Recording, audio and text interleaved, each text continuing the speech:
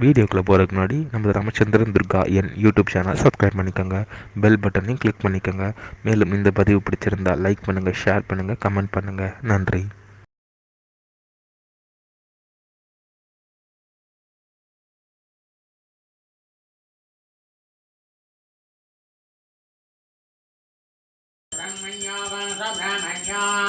तत्परेशाय विद्महे महासेनाय धीमहि तन्नः षण्मुखः प्रचोदयात्।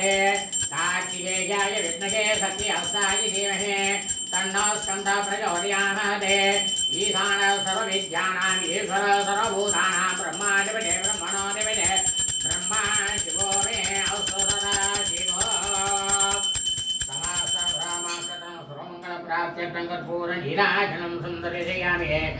नीराजनानन्तरं आचमनीयं समर्पयामि, रक्षां धारयामि.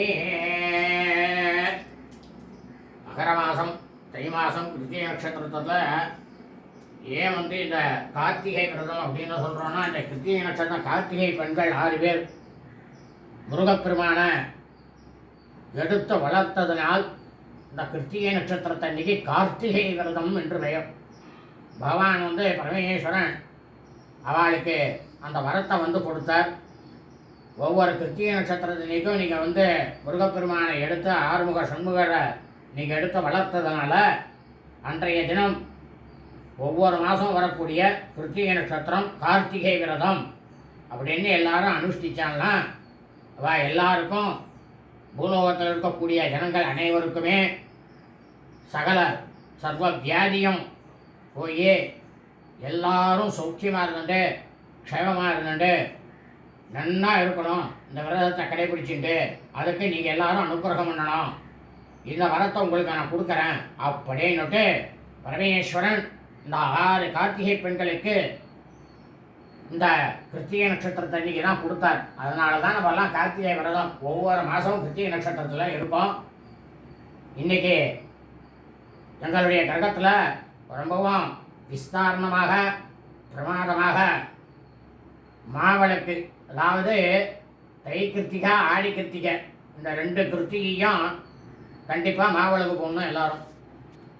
ஏன்னா இந்த கிருத்திகை நட்சத்திரங்கிறது ஒன்று சூரியனுடைய நட்சத்திரம், இன்னொன்று என்னென்னு பார்த்தேன்னா அக்னி பகவானுடைய நட்சத்திரம்.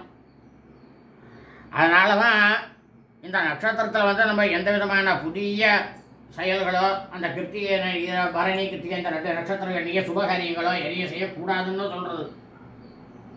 ஆனால் சுப்பிரமணிய சுவாமிக்கு தாராளமாக பூஜையை பண்ணி பிரார்த்தனை பண்ணிட்டோம்னா அந்த அக்னியினுடைய அந்த தாக்கத்திலேருந்து நம்மளை கண்டிப்பாக அவர் காப்பாற்றுவார். அப்படின்றதுனால தான் இந்த கிருத்திகை நட்சத்திரத்தை இன்றைக்கி விரதம் இருக்கும். இன்றைக்கி ரொம்ப பிரம்மாண்டமாக அந்த பூஜை நடந்தது, தீபாராதனை நடந்தது. எல்லாரும் வா இந்த வீடியோவை பார்த்து வா கண்ணில் ஒத்திண்டு வள்ளி தேவசேனா சுப்பிரமணியேஸ்வர சுவாமியை பிரார்த்தனை பண்ணிங்க. கண்டிப்பாக வள்ளி தேவசேனா சுப்பிரமணியேஸ்வர சுவாமியுடைய பரிபூர்ண கிருபா கடாட்சமும் பரிபூர்ண ஆசியும் எல்லாருக்கும் கிடைக்கும். அதில் எந்த விதத்திலும் சந்தேகமே இல்லை. லோகக்ஷமத்திற்காக பண்ண பூஜையானது சுபம்.